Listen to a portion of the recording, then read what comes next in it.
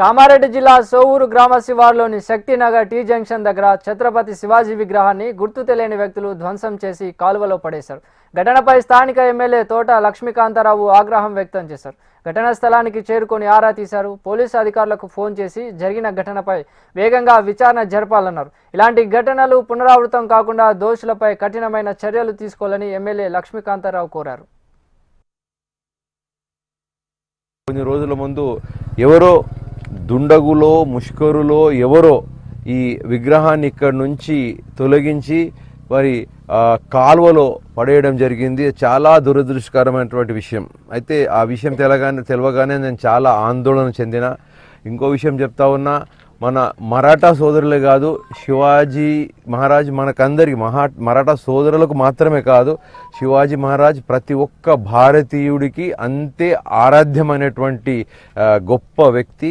కాబట్టి ఇది ఎవరు చేసినా చాలా సిగ్గుచేటు. అది చేయవలసిన వ్యక్తులు చేయవలసిన పని కాదు. అయితే అదృష్టవశాత్తు మరి అది విగ్రహం దొరికింది.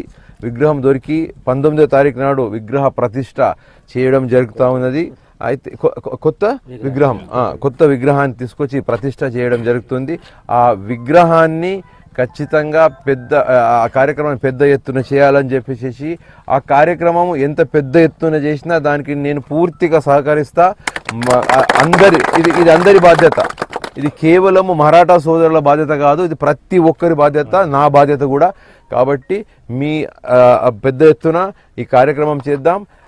మరొకసారి అందరికీ నేను విన్నవించుకున్నది ఏంటంటే, మన జాతికి మేలు చేసినటువంటి భారతావనికి కోసం ప్రాణాలు అర్పించడానికి సిద్ధంగా ఉండి పోరాటాలు చేసినటువంటి గొప్ప వ్యక్తుల విగ్రహాలను అసలు ఆరాధించాలే తప్ప వాటిని తాకకూడదు.